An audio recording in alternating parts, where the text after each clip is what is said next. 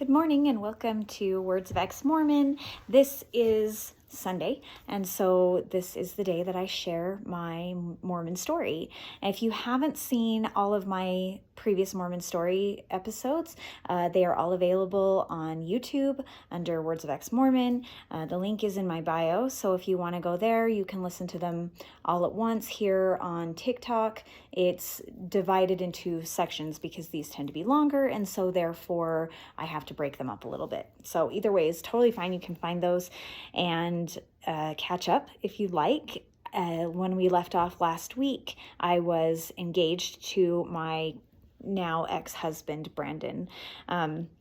So where I'm starting off here is, when I went into the temple, and I have done an entire episode all about the temple and my first time in the temple. And if you want to go look that up, that was posted on January 4th.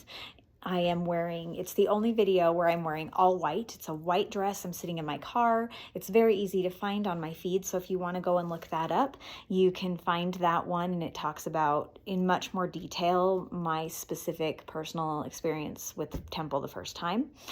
Just kind of a quick rundown. I'll go through some of the things that I had my endowments out a week before my wedding. I don't like the temple now, and I have a lot of really big issues with the temple and the language and the covenants and everything that happened there.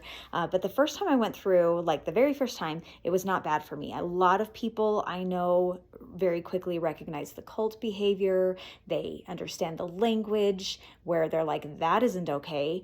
For me, I was already... I was prepared, so I kind of knew what was going to happen. Not like in great detail. I had a stake president who felt that it was necessary for my temple prep class. He told us we're going to get a new name, which is, I know people nowadays will say, oh, I knew about that. I know that you get a new name in the temple. You know now because there's the internet. When I went through in 2003, we had the internet, but it was very limited. It was not...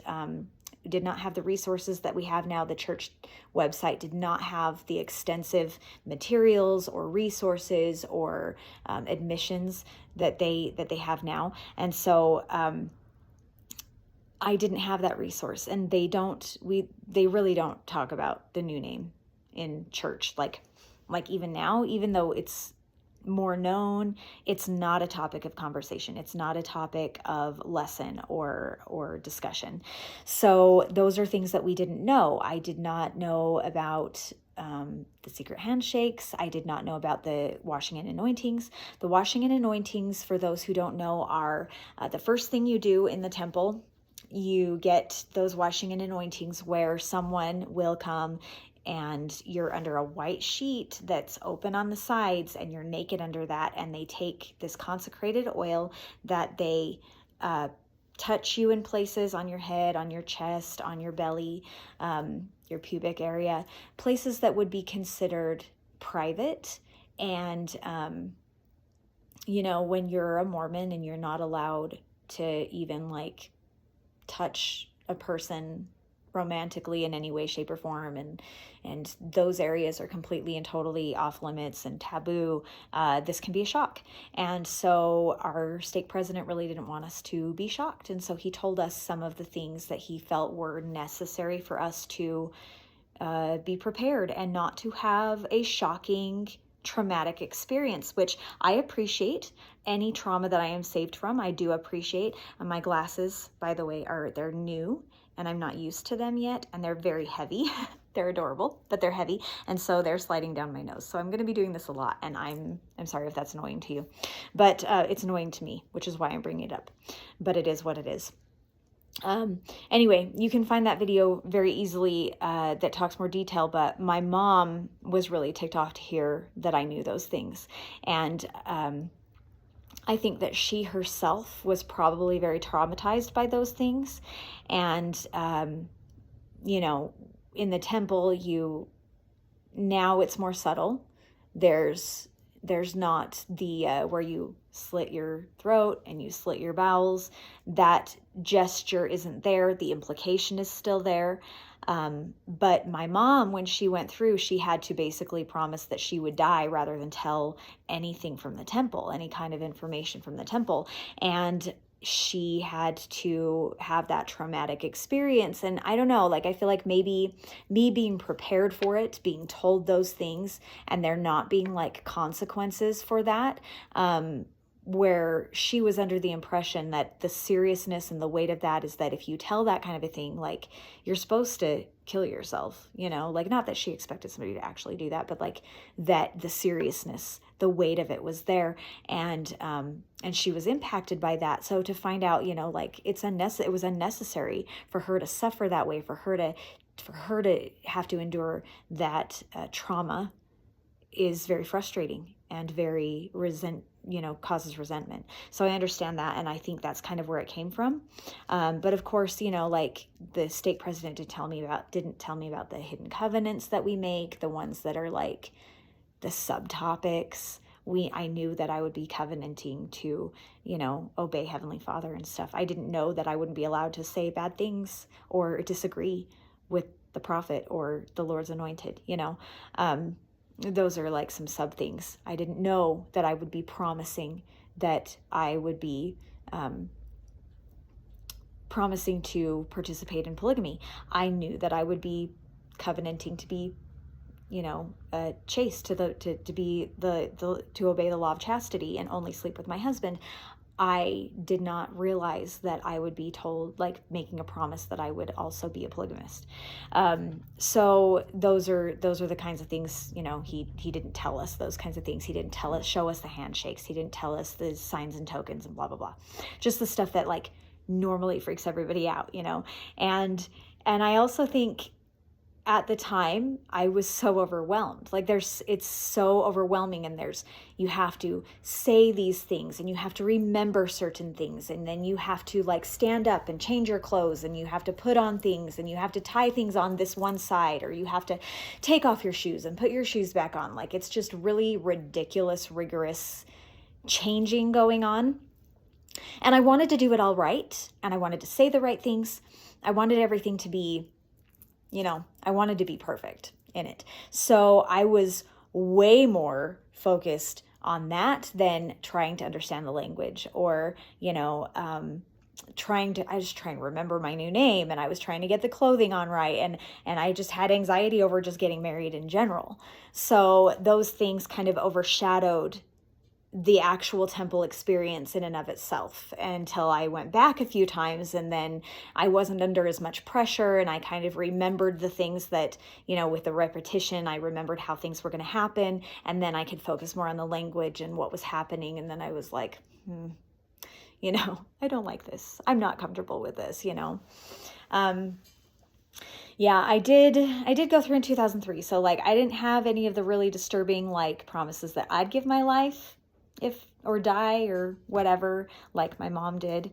One thing, though, that was bizarre, again, I have talked about this in other videos, but I'll just rehash here.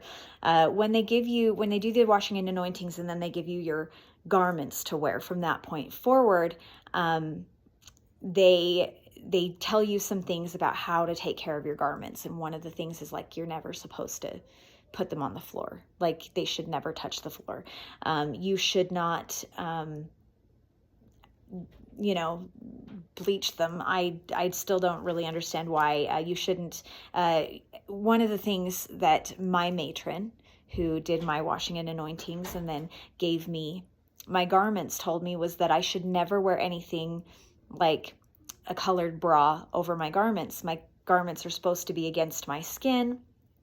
Now there's more flexibility with that, but when I went through, it was they go against your skin. You wear a bra over your garments. And so her counsel to me was that I should only wear a white bra, which is ridiculous because, like, we wear colorful clothing and everything. We don't have to wear white around. So if we're wearing it over the garments, why should we wear a white, you know, why should we have to wear a white bra?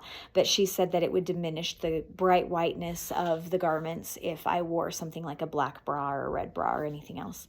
So that I should not do that. And I didn't know that. That was ridiculous, that wasn't a real thing for at least 5-ish or so years. I went on a trip to Las Vegas with a bunch of my friends. And one of my friends, we were changing together to go to dinner, and she was wearing a black bra over her garments. And I was like, hey, I thought we weren't supposed to do that. And she was like, what? That's stupid. And so we just kind of laughed about it and everything. And mainly, I mean, I still wear a white bra even now, or like flesh colored bra, because they are easier to hide under your clothes. They don't show through your clothes or whatever. So like, it's not like it changed anything too much. It's just kind of funny, because like, I feel like that's really weird that someone had the kind of power over me, over my psyche, with just the smallest inclination of this is right, this is the right thing to do, even if it wasn't. Like, how many women did she tell they can only wear a white bra? With her opinion about what is the best thing to do that isn't a doctrine or isn't like an actual teaching. How many women did she tell that to? And how many women still, 25 years later for me, still just wear a white bra and never get to explore or wear anything else that makes them feel pretty or anything like that, because one person at one time in the temple told them once that it was not appropriate, and it's just her opinion.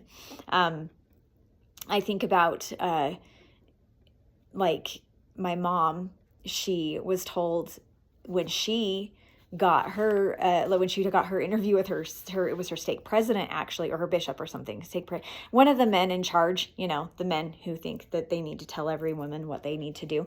Anyway, she was told by her bishop or stake president when she was going through the temple that she wasn't allowed to remove her garments even for sex. And back when they had like the onesie kind, so there was like a hole and you just wore the garments and you never had to take them off or whatever.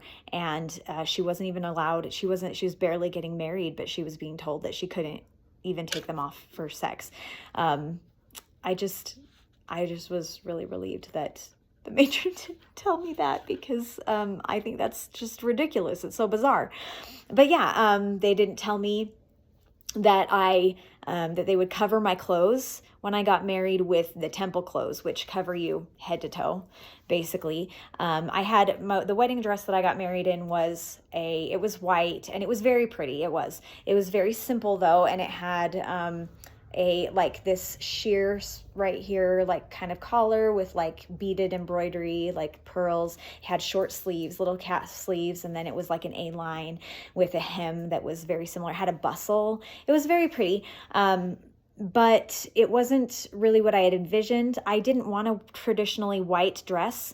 I wanted to wear a green dress to my wedding. My wedding was like fall colors, red, like deep red, not bright red, but like a deep red, and orange and yellow, and we had leaves all over the floors, not like real ones, but like silk leaves, so they looked pretty and not dead, but like leaves all over the floor. And we had we had rented like street lamps, so they were all over. And my reception, of course, was in the church, because that's what you do when you're Mormon.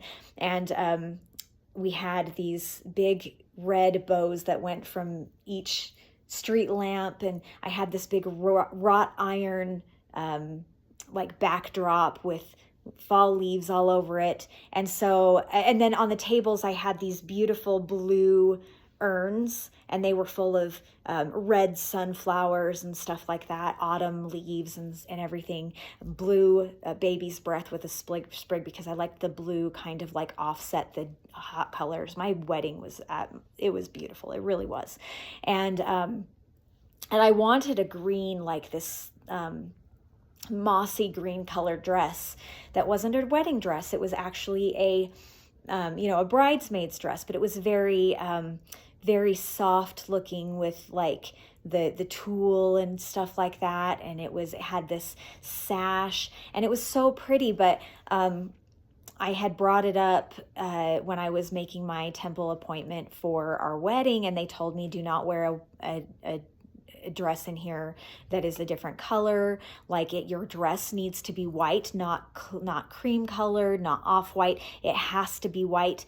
And I didn't even think about it. I didn't even think to ask. Like, I could have just worn my temple dress, like I could have just worn my temple dress because I got this white wedding dress, and they actually made me put a shrug over it because it had short sleeves. So it had to cover my arms to my wrist. And then I had to put all my temple clothes on top of that. And they didn't tell me that that's what was going to happen, that they were going to cover my dress anyway. And subsequently, because of this, I told my sister, I was like, just so you know, you can wear whatever you want outside the temple when your temple wedding is over, for your reception and everything. You can wear whatever you want. She chose to she did wear a white dress for her wedding, but she also did choose to wear her temple dress to the temple. And then she could wear whatever she wanted for her wedding dress. I did that for my second wedding as well. But heads up, if you're a true believing Mormon and you're watching this, just so you know, like, wear what you want for your wedding. Just wear your temple dress to your reception, and or to the wedding, the actual wedding in the temple for the sealing. And my sister was like, well, this is also kind of romantic because I'm wearing my temple dress to get married in, and every time I go to the temple with my husband now, he will see me in my wedding dress, which is kind of cute, although my sister is also out now. So you know, it is what it is. Anyway, it's honestly, it makes me a little resentful. And I'm sure there are a lot of people who resent this, the kind of wedding that they could have had, but they didn't get to because they had to follow all these really weird, arbitrary rules for the temple and everything. My family was able to go to the temple. I was surrounded by Mormons on all sides. My ex-husband, though, his family was not Mormon. He had very few people there from his family. We had a lot of friends that were, mutual friends that were there for him and everything. And a lot of his family came to the temple. They just didn't go in. But again, that's the kind of thing that is,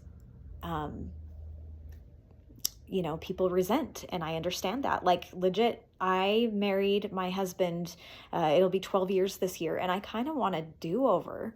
Like, we did have a cute little temple sealing reception that was cute.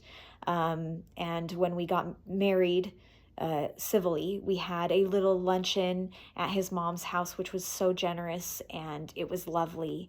Like, I don't regret that per se, but also, like, I've been married twice, 3 times if you count my sealing that was done a year after my second wedding.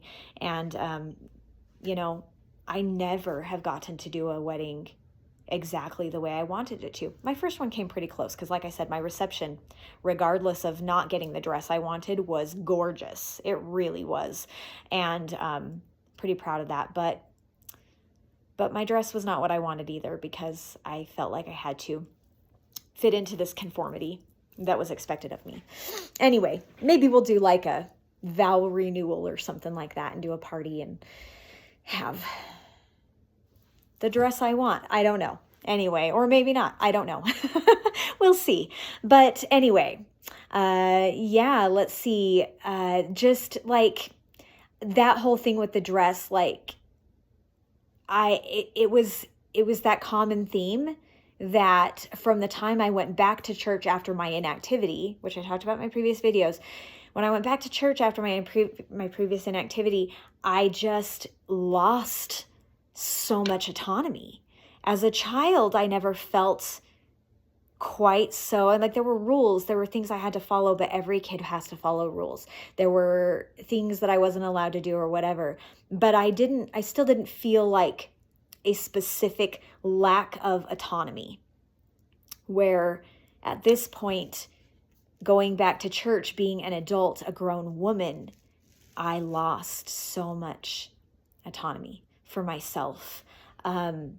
Feeling like a child, even though I was an adult, and that I needed to have permission for everything that I did. I feel like all that stuff as a child, was kind of like water under the bridge. It didn't sink in and start controlling my every thought until I was grown. And, that really disturbs me, because once I was an adult, I should have had more emotional and mental autonomy than I had.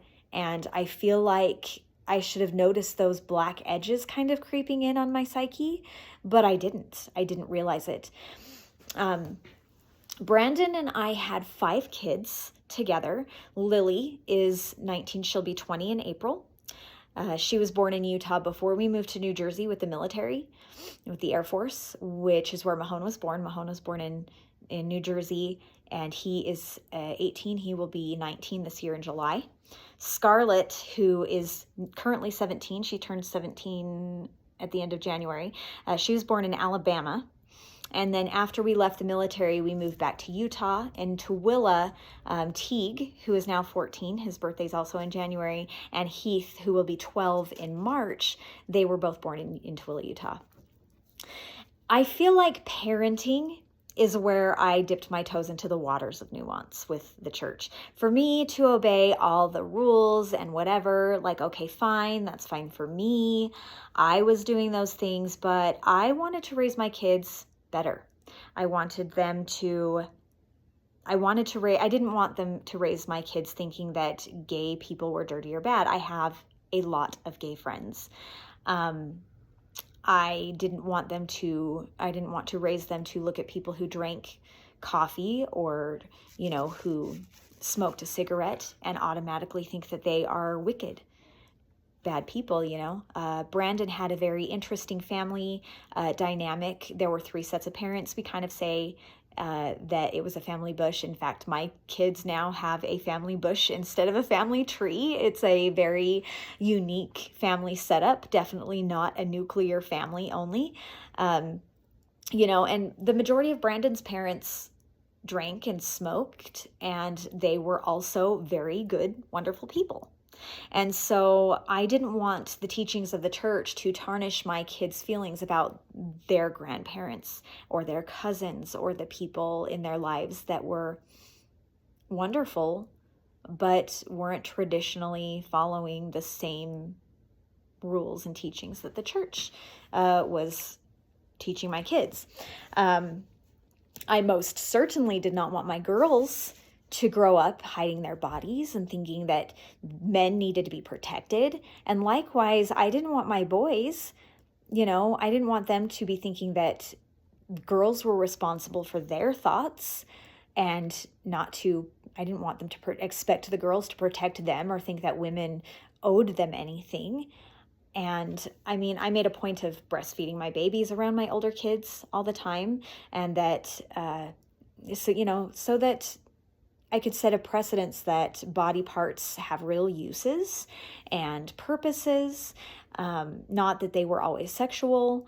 I was very non-reactive at all to things like kissing on TV or like a bum in a movie, some guy walks across the screen with their butt. I remember we took our kids to see Brave, it's a Disney movie. Anyway, at the end of the movie, spoiler if you haven't seen it, at the end of the movie, she's got 3 little brothers, they're triplets, and they turn into bears also. And so if you haven't seen the movie and you don't know what I'm talking about, it's a cute movie. It really is a cute movie. And Merida, the princess, is so underrated. She should be more popular. Anyway, they are naked. They're little kids, they're toddlers, maybe I guess maybe 8 years old, 9 years old is the max age that they could be in this show. But they turn into bears, and when they turn back into humans, they're naked. They're not wearing any clothes. So is her mother, but it doesn't show anything. Her father puts a cloak around her mom before that shows anything below like this. But the little brothers, they run across the screen with little bums, And I remember in the Mormon community and the evangelical, I was blogging at the time. I had a mommy blog. That was the big thing at the time. And it was a huge controversy that these kids would be on screen. Cartoon kids, by the way, with no gender affirming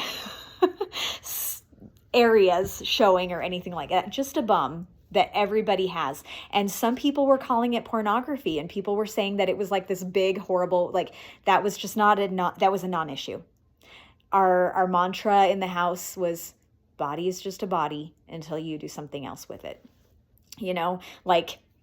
immodest clothing, swimwear. Like I never talked about a girl wearing a bikini or said she should cover up. I never went to the pool with my kids and was like, whoa, that swimsuit is inappropriate. Like never, ever. Like they're swimming. It's totally fine.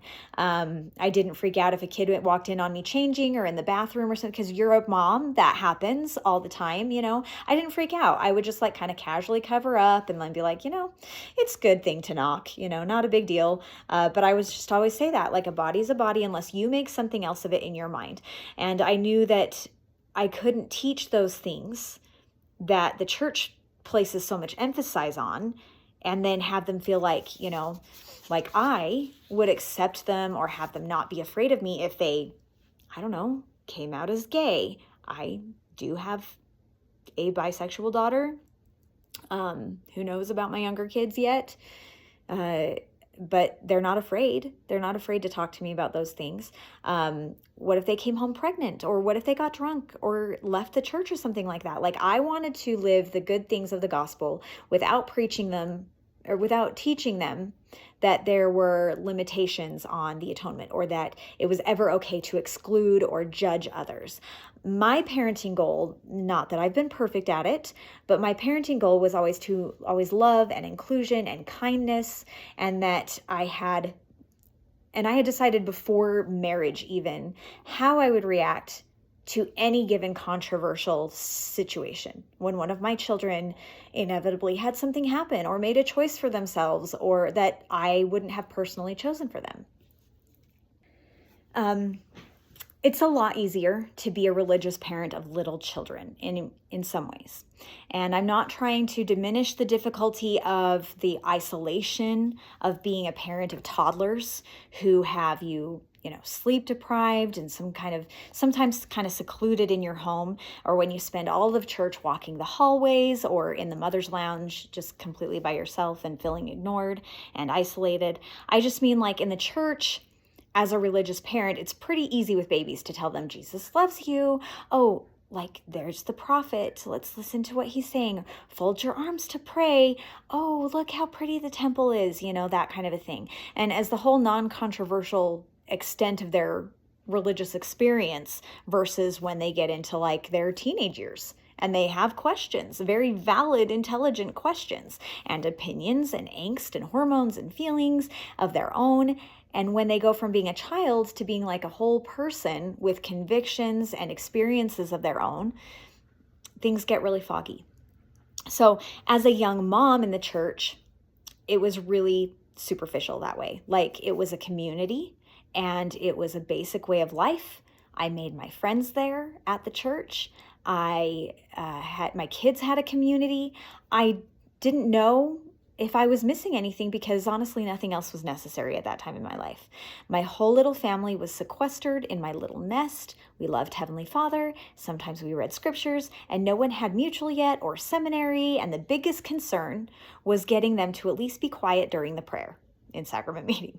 The built-in community was excellent and a privilege, especially as a military family. When we moved around the first few years of our marriage, we had a lot of holidays where we weren't with family. We were on the other side of the country from our family. And the ward became a place to have Thanksgiving and Christmas and stuff, and where we could share traditions while we were otherwise alone. And I think that's true for like military people in general, regardless of what church you belong to. But specifically in the Mormon church, that is how my community was when I was a young mom.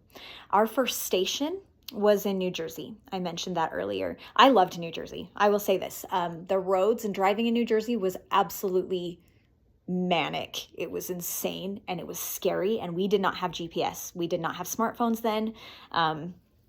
We had MapQuests, so we could like print that off, but then MapQuest wouldn't always tell you where a toll road was. And so if you ran into a toll, like, it was scary back there to drive. Now I think I'd be fine because I have my phone and the GPS, but that was really scary. But I loved New Jersey. It was a beautiful state. The military base was kind of in the middle of nowhere, so we had to drive for quite a distance to get to the mall or get to, Walmart or anything like that. But we did have the the grocery store on the military base. I don't remember what we called that, but we had that, and we could do that there.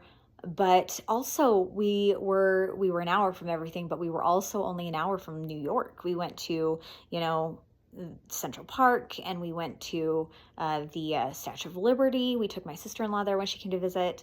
And, New Jersey was great. I loved New Jersey. We moved there when Lily was just 3 weeks old. Oh, and the pizza. Oh my gosh.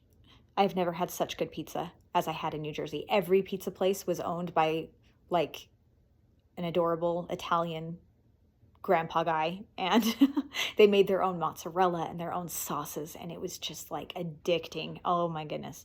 The pizza there was amazing. Anyway, Lily was just 3 weeks old. Brandon had been gone for the majority of my pregnancy. He had basic training, and then he had tech school, and then he came back to Utah 1 week after Lily was born, and he had 2 weeks leave before we had to move to New Jersey, which was McGuire Air Force Base. In New Jersey, though, I had, just skipping a lot of everything there, because not everything is super consequential to the story. I had a pretty gross and weird encounter with the bishop. Again, I will say this, I have permission from my ex-husband to share my experiences from my point of view, the ones that include him, even the ones that aren't the best light. We've talked in length about this. We are good friends. We co-parent well. We respect each other a lot. We're at that place, and I appreciate very much that he is willing to let me share these things, because I think that it doesn't help anybody, myself or my people who are listening or anything like that. It doesn't really help anybody when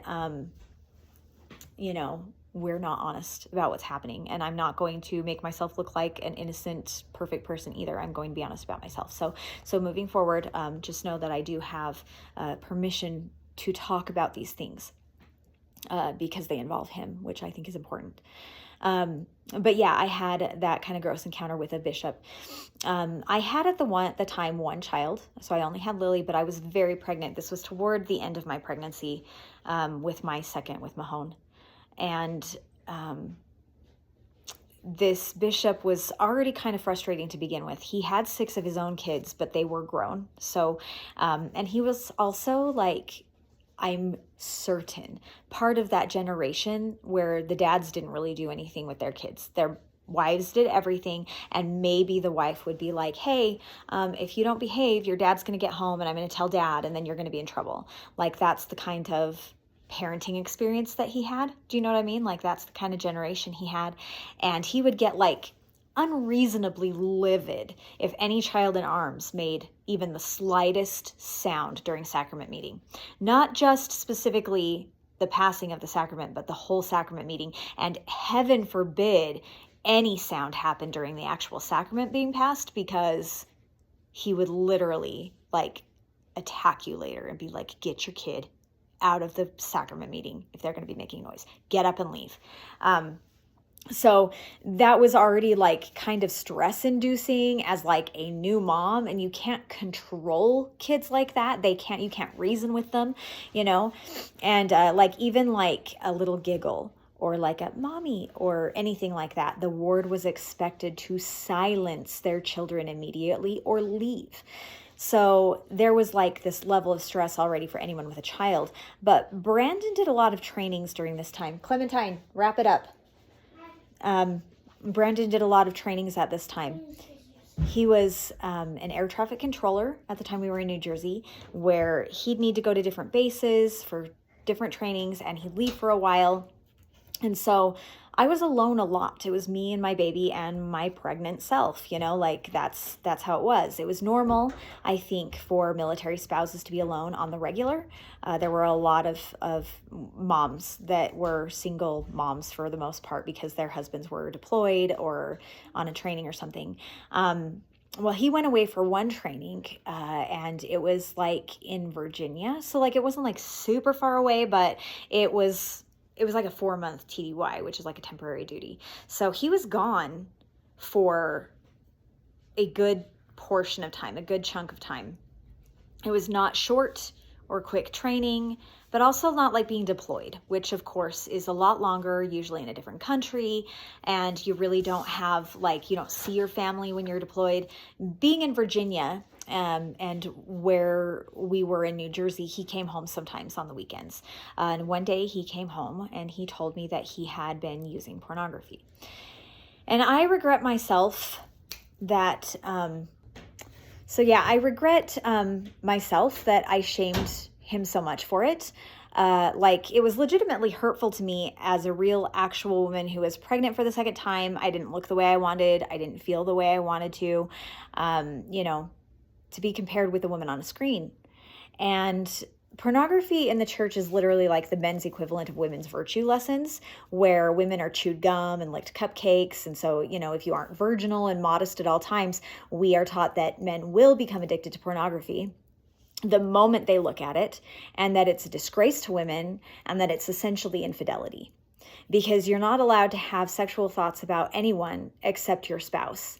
And I don't think that that helps men or women at all. It's very shaming and induces a lot of guilt for something that is, for the most, for most men and women, because men aren't the only ones who use pornography, but in the church, it's like men use pornography. Women don't. Women don't do that. Women just make sure that you're pure.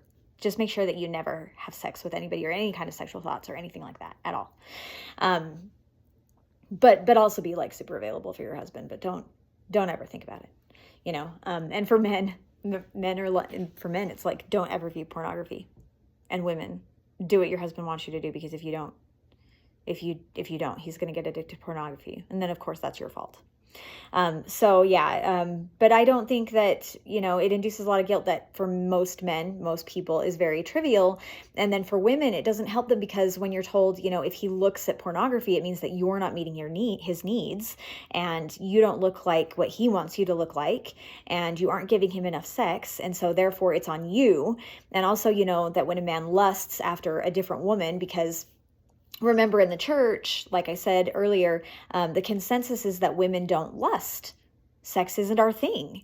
We aren't into it. We are childlike, but also sexy little angels that have to find like this exact right balance of incredulity at anything sexual.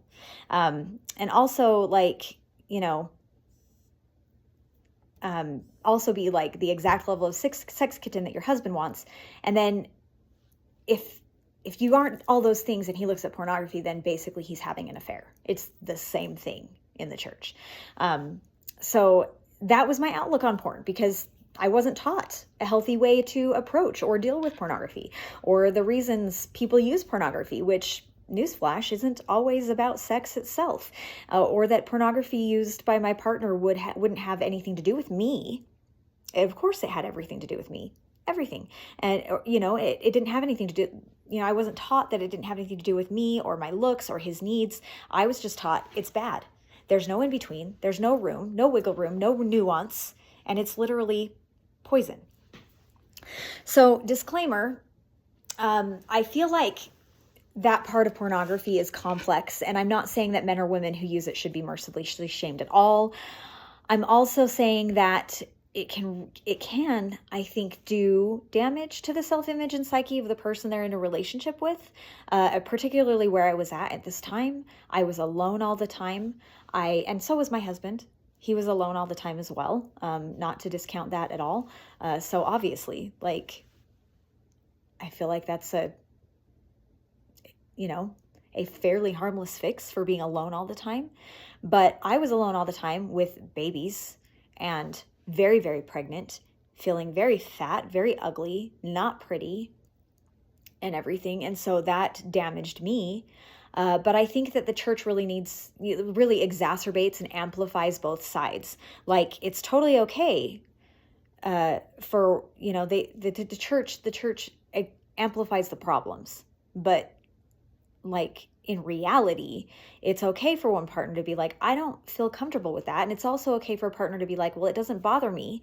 They can look at it as long as it's not damaging our intimacy, then whatever. Like, people are different. And a part of being in a relationship means compromise and communication and understanding, and I think that there's a difficult balance there between being allowed to feel hurt and angry about it, but not participating in the shaming of a person who uses it. And if it's a thing that one of you feels isn't what you want in your marriage, like, that's worth a discussion. And I think there needs to be an open mind involved, or at least a willingness to like listen to your partner about their feelings about these things. I'm not perfect at any of these things, of course, but like, I do feel like I'm more educated on the psychology of it now. I'm much more evolved.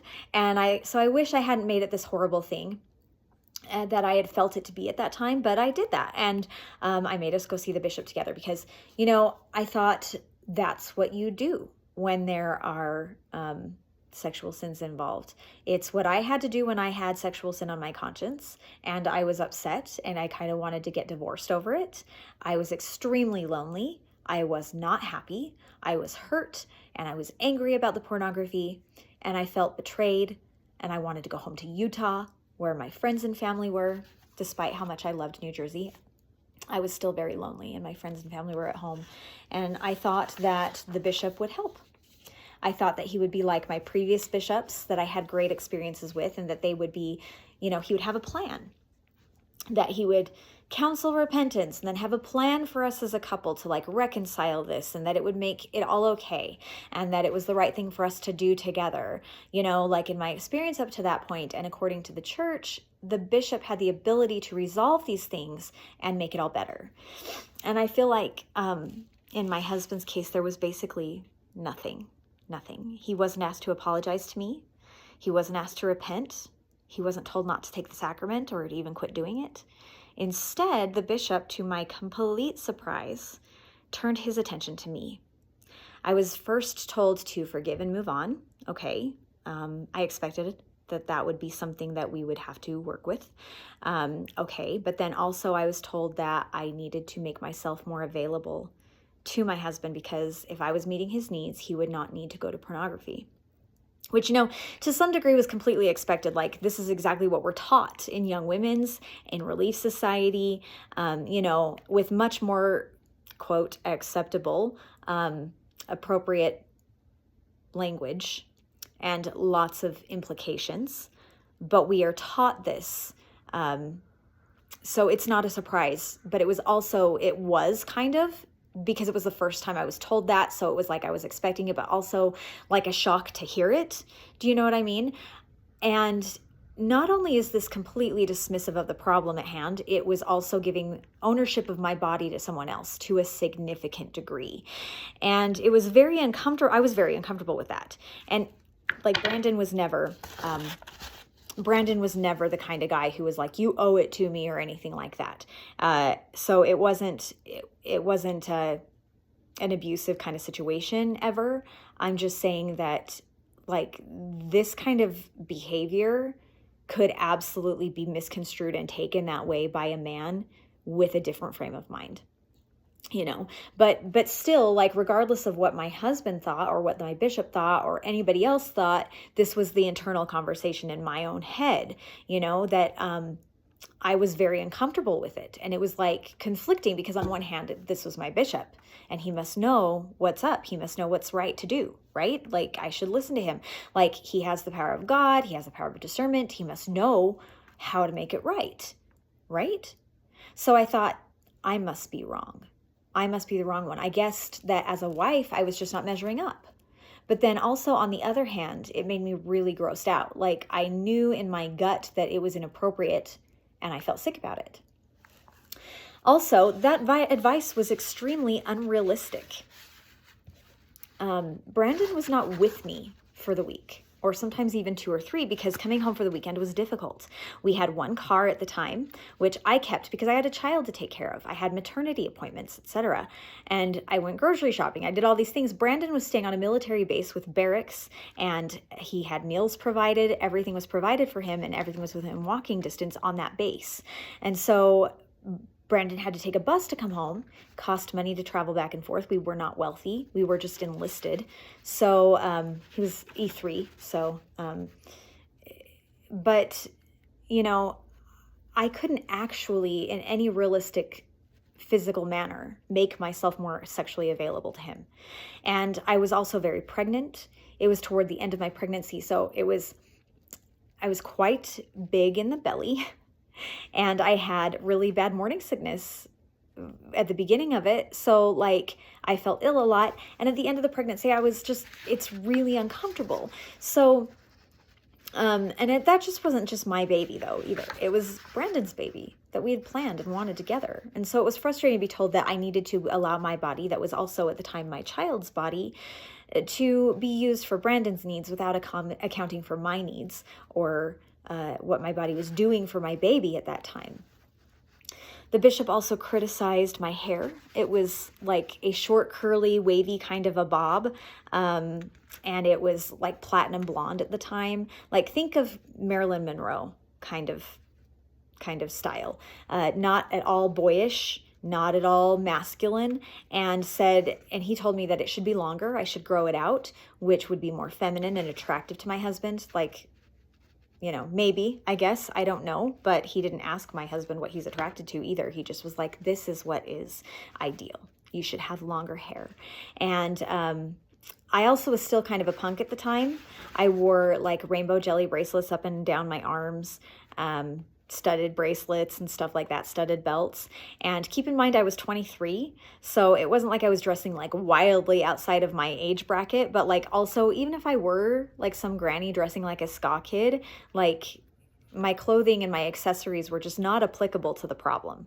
And he told me that they weren't appropriate, my bracelets, my jelly bracelets. And they indicated that I was promiscuous myself, that jelly bracelets were for slutty little girls to wear. And I was just super, super speechless about that. I remember my mom said that when she was unhappy in her first marriage, she went to see her bishop and he told her to just do whatever her husband told her to do. And she said, well, what if I get pregnant? And he said, well, then it's meant to be. So she took his advice and she did get pregnant with me. And can we just acknowledge, though, how damaging and dangerous the advice is to a newly married young woman to just do whatever your husband wants you to do? Like, that's super gross. Well, Brandon was in the room with me the whole time that the bishop basically defended him and criticized not only my appearance, but my wifehood, and then blamed me for my husband's choice to use pornography. And per my disclaimer at the beginning of this portion of my story, regardless of whether pornography is bad or not, regardless of how badly the church inflates pornography to be this evil entity when it could be taught, we could be taught much healthier ways to handle it, blaming me for my husband's choice to use it was still not okay. Well, I was kind of ready to let go of everything at this point, not only my marriage, but also like church in general. I was hurt and angry, but I did not ever want to go into an office with that bishop again, to be humiliated and shamed the way I was. And I had this intense fear about what I would do. I had 2 kids, or now, I would once I had my baby, and I didn't have my own source of income, and I didn't want the stigma of being a divorced single mom in the church. I certainly didn't want to be a divorced single mom outside of the church, because I had been given the impression that a single mom outside the church all of that was just like a lonely wasteland. There was nothing there for me. Well, I stayed with my husband, and I stayed in the church, and I stayed in the boat. And things were still rough for a little while, but we soon, when Mahone was about 9 months old, Mahone's my second baby, we got transferred to Alabama. And I really hated Alabama. I cried every day I was there. But all in all, it was the absolute best move for us. We were only in Alabama for about a year, but things got really good. We made close friends with another family there. We bonded as a couple, and we had our 3rd baby, Scarlett, while we were there. And while I had a really tough time in Alabama as a place that I was living, racially, community-wise, like Alabama is a very friendly place, but it's a very difficult place to find community, because if you weren't born there and you didn't grow up with people and you aren't like a native there, it's they might talk to you and chit chat with you, but it's very superficial. You can't, it's very hard to make close friends and be included in like a close-knit community. They'll say hi to you, but then they will not include you in other activities or other community type things. Also, religiously, there was a lot of stuff that wasn't even part of church doctrine that was taught at church, because I think being outside of Utah, there's a lot of converts. And so it's kind of a melting pot a little bit. And some of those things were very refreshing to hear. Some of those is like, well, we don't really believe that, but, like grace, people in the church, we completely misunderstand and misrepresent and misteach the concept of grace. A lot of people being converted to the church believe that all you have to do is believe in Jesus and you're forgiven and it's fine. And that's a much, much more healthy outlook, I think, than the scrupulosity of being a member of the church and feeling like you are completely responsible in all ways for your own salvation, because like the atonement is basically like it happened, but it can only be applied if you repent of absolutely everything and are perfect in all ways. And it gets crazy. But then there's also other things like, that they would teach about, I don't know. I don't have an example. I just remember in some cases I was like, people would be giving a talk and I'd be looking at the bishop going, you going to stop this? You going to say that that's not true? You going to tell them? Because like, that's scary. I don't know. I don't remember exactly what it was, but I do remember certain times being like, saying that in the pulpit, but it was a very difficult place for me to be religiously as well. And so, that movie Sweet Home Alabama with Reese Witherspoon, she says, you need a passport to come down here. Like, it's so accurate. Going from the social climate of New Jersey, which honestly I loved, with the exception of that dumb bishop and his expectations, but to Alabama was like a major culture shock, huge culture shock. So things were good for our family though. And it was a happy time for our family. A year later, after getting to Alabama, we decided not to renew Brandon's enlistment with the Air Force Base or with the Air Force. And then we came home to Utah so he could get an education, and with the GI Bill, which is the reason he joined the Air Force in the first place. And we moved back to Tooele, and that was in 2008. The next 4 years, there were ups and downs. Brandon worked and went to school, so he really wasn't home a lot more than he had been in the military. He also was doing the Air Force Reserve, which was 1 weekend a month, 2 weeks in the summertime. So that was something he also dedicated time to. But I just I always thought it's a means to an end. Brandon was supposed to graduate with a bachelor's degree, and then that would get him a better job, and then he'd come home at nights and have weekends off and everything. We were just kind of trying to power through. So the original goal was just to be a seminary teacher, and he did some student teaching with that, and it didn't work out. So his bachelor's was changed to, I think, humanities. And through those couple of years, I did have some spiritual experiences. They were completely outside of the church and typically through dreams that kind of helped strengthen my testimony. But while we attended regularly and we had callings, our religiosity was very superficial. I just felt very spiritually stifled by the church.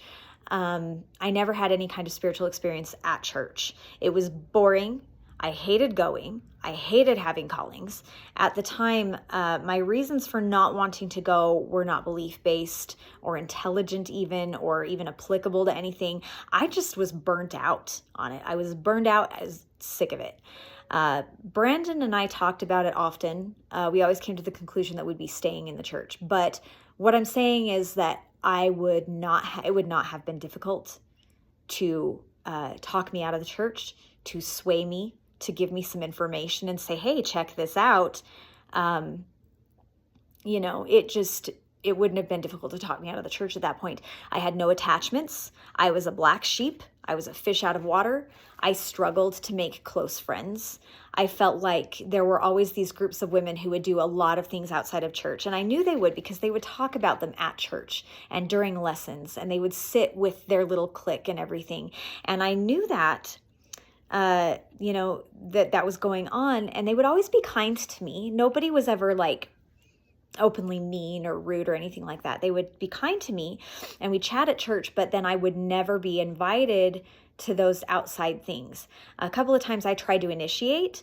I'd have a game night or a play date, and it would be pleasant. And then it would go back to, finding out on Sunday that they all took their kids to the park or the pool or something, and I hadn't been invited, or that they had a bunko night or a craft night and no one told me about it.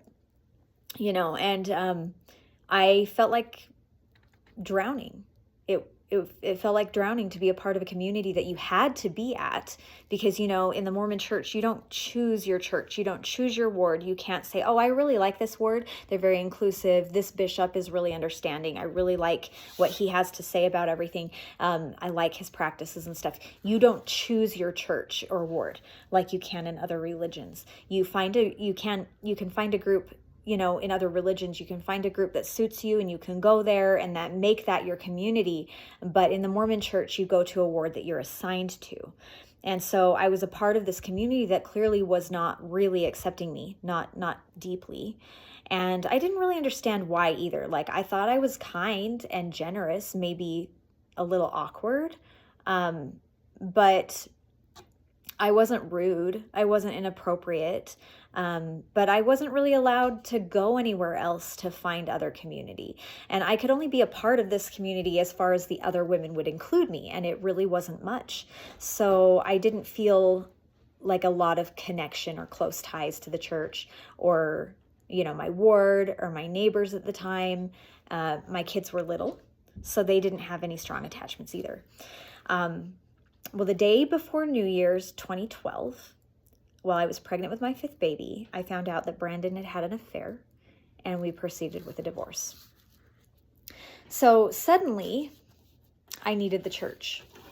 I needed the community. I relied on the church welfare system, and of course, to a degree, I relied on the covenants that we made as kind of to self-righteously make myself feel like I was a better person than he was, because I wasn't the one who broke our covenants. Again, that's not necessarily something that that's not necessarily, not at all, something that I am proud of, but it's true. It's what I did, and so I have to take responsibility for that self-righteousness. To be clear, even outside of the church, I feel that I still feel that it's wrong to cheat on your spouse, and a big part of that is consent and autonomy. Because when you're involved in a sexual relationship and not knowing that there's another partner involved, you can't consent to that. And, it can't be consented to when you don't know about it. Everyone involved in that type of relationship should know and be all right with that. And if someone isn't open to a non-monogamous relationship, they should be given the option to get out. And, to each their own. If people want to have an open marriage and be polyamorous, that's totally cool. That's not what I'm saying. I'm not judging here at all. You do what you're comfortable with. But see, that involves people. A polyamorous relationship involves people having consensual relationships, knowing what's happening and not being under the impression that they are monogamous. So even though everyone in the church was very much like meh to me previously, I really embraced those covenants and religion to justify my anger and validate myself for being so hurt and angry about the whole situation. And yeah, I was justified being hurt. It was a really difficult thing to find out and to go through. And I have to say, very, very grateful for the welfare that I did receive and for the help in the community and the kindness that I got from my neighbors in my ward. I really couldn't have pulled through all of that by myself. I just couldn't have. I got divorced, and disclaimer here, again, that Brandon and I are on really good terms, and I adore his wife now, and she treats my kids wonderfully, and I'm grateful for her. and we're in a good place. And so I want to acknowledge that. And I have his permission going forward. But I did have an experience here too. It was a spiritual experience. It was at the temple, and it's probably the only spiritual experience I've ever had in any traditional religious setting whatsoever. It was, let's see, shortly after Brandon left, I went with my family to the temple. It was the last session of the evening. So it was later, like 8 o'clock, I think is the last session of the evening. And it was like on a weekday. And I was there with my mom and my dad, my sister and her husband, and my brother and his wife. And there was one other elderly couple there. And it was really bizarre because we went to the Jordan River Temple, which is the busiest temple in Utah. So it was eerily empty that day. I don't remember. Maybe it wasn't a weekday. Maybe it was a Friday because we went to dinner afterwards. People had work the next day if it was the weekday. So it was probably actually a weekend. So that's even more ridiculous that it was that empty. And they did the prayer circle, and I stayed in my seat. For those of you who don't know, this is called the true order of prayer. Everybody gets up that wants to. You don't have to, but everybody gets up, and it needs to go man, woman, man, woman, man, woman. Every other one needs to be a man. Every other one needs to be a woman. You raise your right arm to the square like this, and you rest it on the shoulder of the person next to you. And then the person next to you this way, they are going to hold your hand in the patriarchal grip or true sign of the nail, which is one of the handshakes that you do. And they hold your hand. It's like you link fingers and you touch your wrists and stuff like that. Anyway, I can't do it with my own hands here, but you stand in a circle, and then the patron of the temple, who is like the man leading the discussion. It's not a discussion. It's like a video. You watch it and you listen and stuff. Anyway, but he's the one who's kind of like in charge. He'll kneel on the altar, and there's a box full of names that people put in the temple, and he will say a prayer over that box, and also for the prophet and for the missionaries and whatever else he wants to say. Anyway, this is called the true order of prayer. And I stayed out because I was the odd one out. My family was all couples, and the other couple was a couple. So I stayed in my seat. And a few minutes into the prayer, though, and women would veil themselves. They don't do that anymore, which I think is worth celebrating. Women should not have to veil themselves, but previous to 2019 or so, women were not worthy to be seen by God. So we would cover our faces with the veil. And that's what they do during the circle. Anyway, so I was sitting there, not up there in the prayer circle. And a few minutes into the prayer, the officiate, he just stopped talking. He stopped talking long enough that it started to be uncomfortable. People started opening their eyes and looking at each other like, is he okay? Should we do something? It was a really long pause. And then he began again and said, someone in this room needs to hear that Heavenly Father loves you and that whatever is happening is going to be okay. That's paraphrased. I don't remember exactly word for word what he said, but that's basically what he said. And it was 100%. I feel like it 100% had to be me in my situation, because it's just it was just me and my family and that one other couple. Perhaps that other couple had something going on as well, and maybe they felt like that reassurance was, fulfilled a need for them as well. And that's great, but I felt like it was very much for me. And it was one of the very first real experiences that I had, and I cherished it. At this point, I don't really feel, being out of the church, I don't really feel that it had anything to do with the temple. Just maybe a genuinely good man who is in tune with God or the universe, or, an empath. He could maybe feel the things in the room. He could read the room, and just, maybe being aware of people's energies. I don't know. Maybe my mom or dad took him aside briefly and told him about the situation and asked him to include me in the prayer. Maybe he thought it's a really weird for this whole family and then this single pregnant woman to be here late at night on a, weekend or whatever night. Something is weird that, something must must be up with that. But I don't know, like whatever. I just don't attribute it to the monopoly of the church being the only people who are allowed to be able to have those experiences anymore. Heath was born March 27th of 2013. He's going to be 12 this year, as I mentioned before. And I was at the point a single mom of 5, without an education, without a job, with very small children, ages infant to 8 years old. They could not be self-sufficient, and I could not pay for daycare.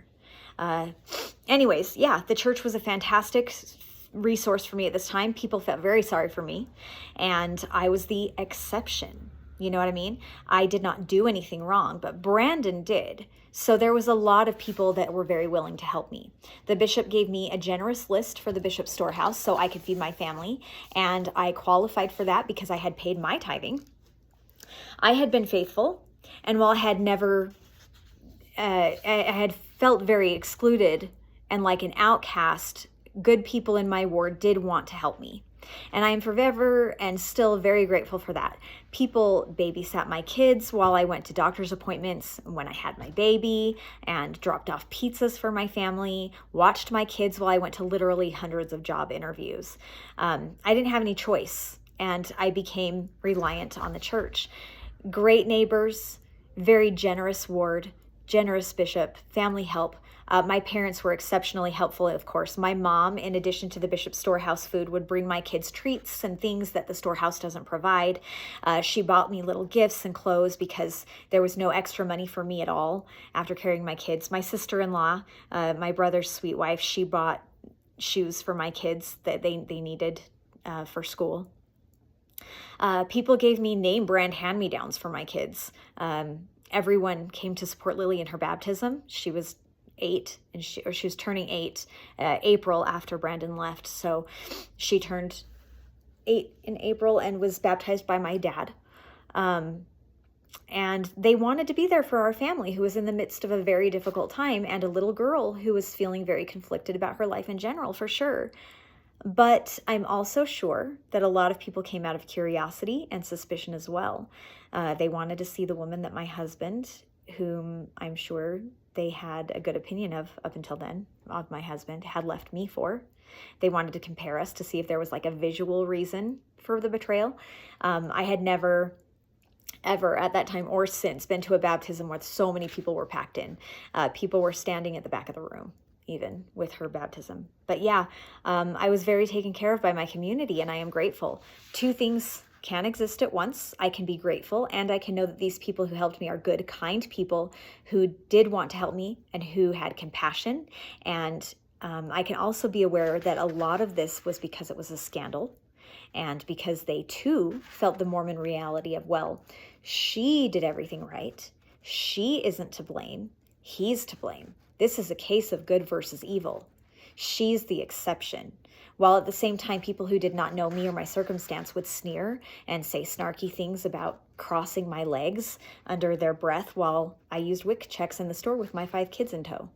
I was only the exception because people knew me and my story. When people didn't know my story, I was a cautionary tale, an irresponsible suck on society, the dregs of what is wrong with the world.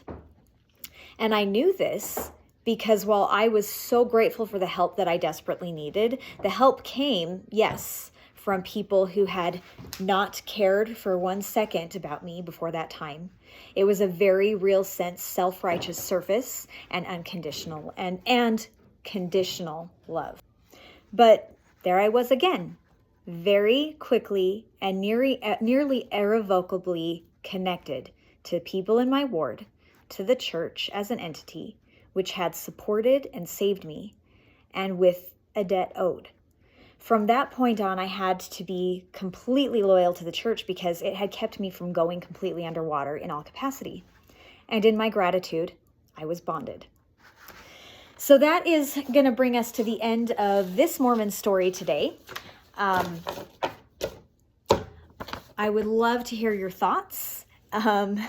Please feel free to comment. Did any of that resonate with you? Have you had similar experiences? Maybe you've been divorced in the church. What were your thoughts about that? What were your experiences? Did you receive help? Did you feel, judged about that at all? I have some other stories coming up this week that kind of involve being a single mom in the church and the juxtaposition of the support versus what came after, and some very interesting things. So please tune in. I will be posting all of those videos one a day. I'd love to hear from you. Think terrestrial, and I'll see you soon.